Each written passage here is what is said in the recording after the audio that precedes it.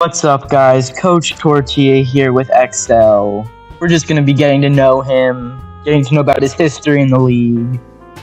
Just fun. Just two dudes chatting. So, first off, CPR just ended. How would you say CPR went? Coming into CPR, I was too busy. So, quarterback was a big need on that roster. Did a top two receiver alongside Joshua at receiver one. So, really had a lot of needs to attack and not a lot of time to do it in CPR. But honestly, the way we pulled it out went really well. Pulled Tortilla, who was the best quarterback available in the CPR portal, and grabbed a kicker convert to go play receiver for us, which I'm also very happy about. Overall, I think it went pretty well. Filled a lot of holes, made the team really improved. And I think we increased our projected win total, in my opinion, by about two games. So nice. So you have not had a losing regular season. Your only losing season at Boise State, coming out because of a bowl loss. So what do you attribute to this sterling 119-41 record you have accumulated?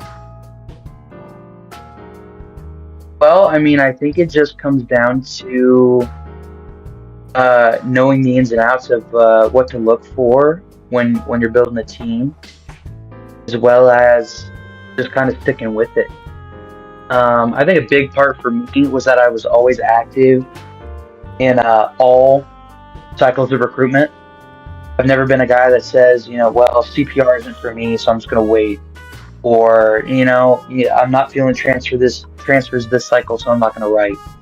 I've always been pretty active in all three different aspects of recruitment, and I think that always just gives me access to a lot of team talent. And so just taking advantage of that and being able to bring in as much talent as possible at all times, I think has definitely done my roster wonders on the field. So who would you say has been your favorite player at just over the whole coaching career at LSU and Marshall? I guess Boise State also, if you want to pull there. The thing about Boise State is that was really never going to be kind of my forever place. LSU was occupied at the time. I hadn't gotten involved with Marshall yet. So I won't really speak too much on that initial 6-6 Boise season. When it comes to the legends of guys that I've coached, obviously, when I got to LSU, James Babcock is a name that comes to mind. Second string quarterback, beats out Wiener Schnitzel, which I really wanted to start him off his name alone, but valid. He one spot and ends up going to the Cowboys in the first round of that draft, and he was really kind of my first superstar quarterback that I'd ever really had the privilege of coaching. But if I had to say my biggest coaching success, not necessarily even my favorite player, which I know was the question, but kind of going off topic, my biggest success story would probably be the only 5-star that I've ever recruited, and he ended up going in the top 10.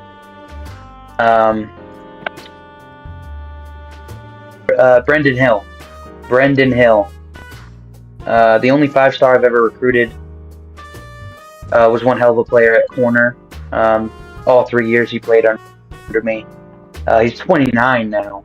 He's definitely getting up there in age, but definitely one of my favorite players, just off the fact that he's the only 5-star I've ever recruited and pushed through the program. Nice. Okay, so moving on. This might be a bit of a sore subject for you, but you have not gotten that playoff win. You are 0-3 in the playoffs, if this is correct. With you drew an undefeated UCLA in 2053, runner-upper in 2049, and then a very strong 2046 Memphis team. This Marshall team that you have right now looks strong. Do you think you can get your first bowl win at Marshall?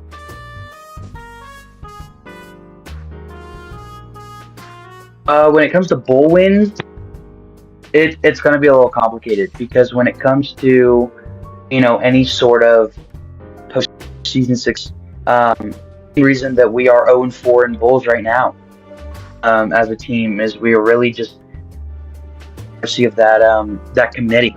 It's just wherever they slot us.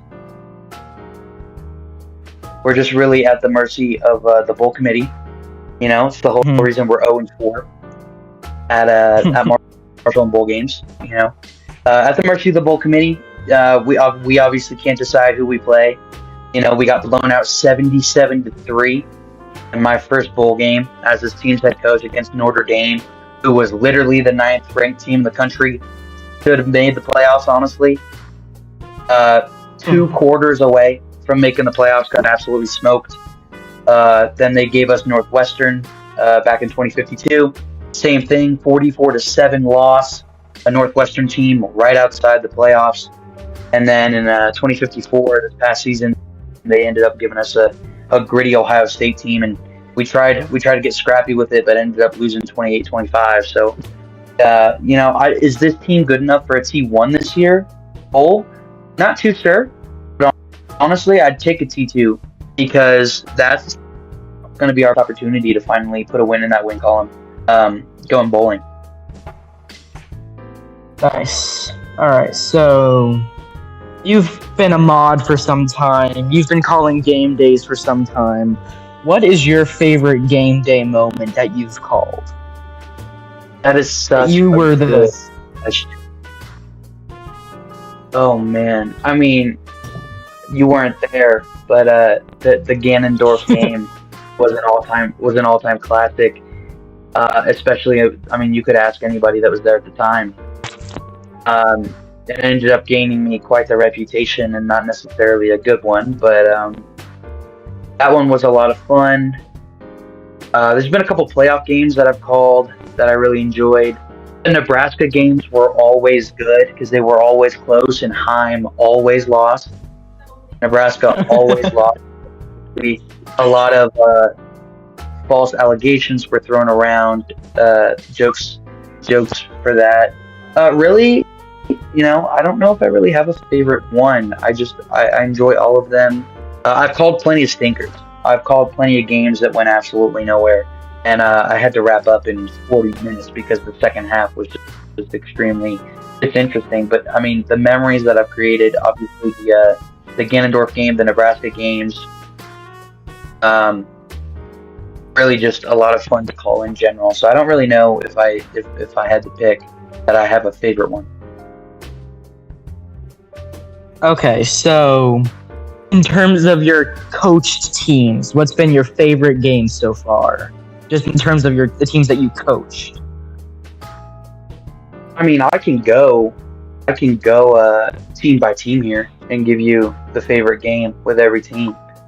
Okay. Starting back in 2043 with Boise, it was definitely that Week 12 game at home against San Diego State. We were coming into that game 5-6, so everything was riding on that win for a bowl game, for a bowl berth, and we ended up blowing out San Diego State 34-6 in that one. And that meant a lot to me because that was, I mean, obviously my first season. I'm super young at that point. I don't know, 15 turning 16. So to be able to just come into the league, not really knowing anything, just being a snot-nosed brat, and go bowling, which is more than a lot of other people can do, and say, pretty happy about that. Now we don't talk about the bowl performance after that game. It's irrelevant information. And then obviously, at LSU, and it's a game that I talk about so often because it really is top 3, maybe the best game that I've ever had in this league, and it's my 3rd ever game coaching LSU. Got game day. It's number 3 Alabama at the time. we were obviously not projected to win that one. This was a favorite to win the SEC, Alabama, and no, we took it to them. Ended up going to overtime, and Trayvon Cox ended up coming up with a clutch touchdown in the back of the end zone to steal that one, 44-38 on game day.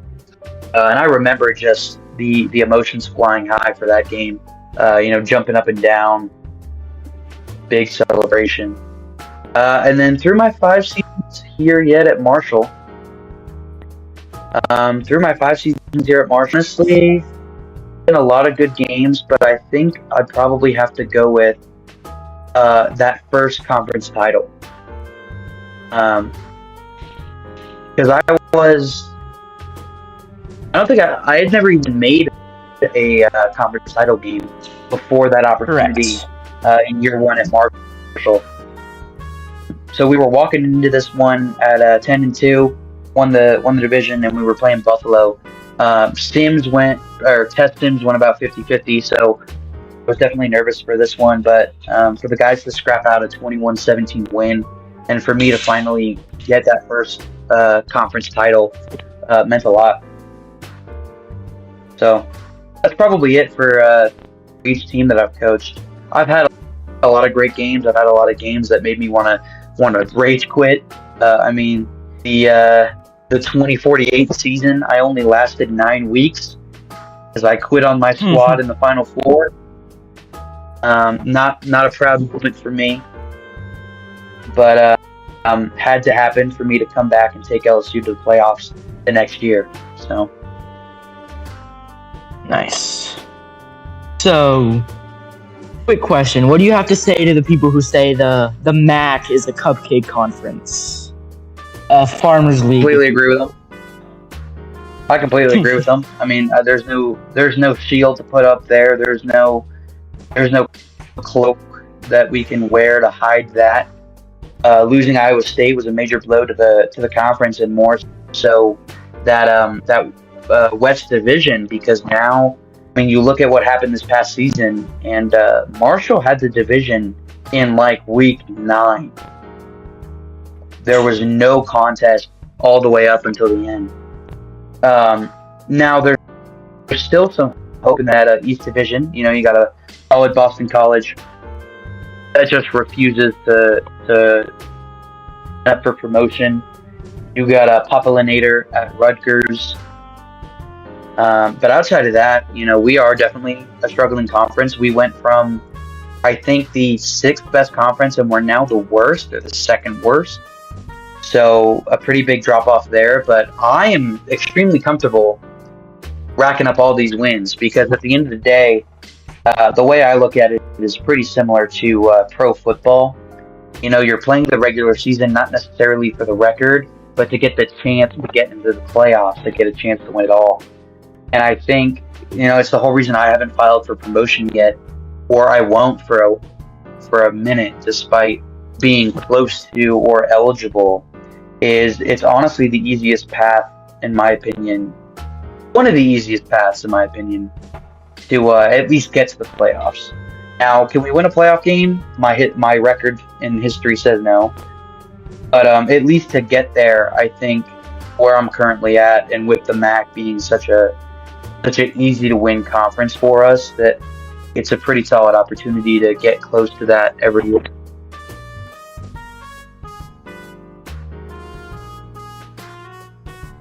So, can I get your prediction on the 2055 national champion? Ooh, that's a good one. You know what? I'm gonna have a little bit of fun with it. Give me the South Carolina Gamecocks to take the division from Georgia, win the SEC, and win it all. Interesting pick. They're gonna be led by super senior Corey Silas. I'm trusting in Silas to make my prediction come true. All right, so I have a very, very important question to ask you. Corn tortillas or flour tortillas? Oh, this is the easiest answer that I've given today. It's flour tortillas easily. Okay. There's something about corn tortillas. There's something about corn tortillas that my brain and mouth just cannot get behind. I've tried, and it's just every time I try, I regret ever trying again.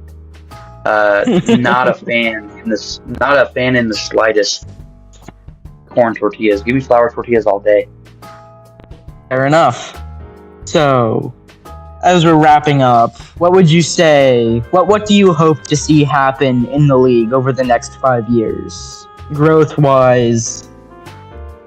Texas Tech winning Yeah, the I mean, national I think championship. Those not that those sort of second things. one. Definitely not that second one. But the first one, definitely. I mean, I think the sole thing holding our league back from being something really special is the coach population. You know, having 120 open or having 120 teams, and we got 65 vacant seats. It's a little much, and so it makes expansion back when that happened look a little worse every time we drop below 60 again. So I'm hoping that we can find a slew of new coaches. Obviously, you were one of those more recent guys over the past 4 seasons. We just added Barrett to the mod team, who obviously coaches Illinois, and he's a little newer. So just integrating a whole bunch of new blood into league management, obviously with Barrett and the new mods, but just honestly getting new fresh coaches in here, I think is really important. So that's what I'd like to see over the next couple seasons. Maybe a Marshall National Championship appearance too, but I don't know about that. I can. Okay, so A man can dream. you didn't say that. I didn't say that to you. You didn't say that to me. Last question. What would you say to any new coaches or aspiring coaches about this league that one thing you think they need to know? Take your time. Take your time, and it's not nearly as serious as you think it is. If you mess up a pitch, don't worry about it. If you have questions, ask them. But really, I mean, above everything else, like, it is just not that serious. 95% of coaches that touch this league will never be the one that ends up on top. That is how it is, and that's how it is where we currently stand in reality as well. So honestly, taper those expectations. Don't take everything too seriously. Don't pour too much time in it if you don't have time to give. And honestly, just have fun with it. It's not meant to be a serious cutthroat league, and we just want the best experience possible for everybody that comes through. All right, well, that wraps up all my questions. Thank you for your time. Best of luck in the upcoming season. Thank you. All right, well, that's it for today. Thank you for listening, guys, and we'll see you next time.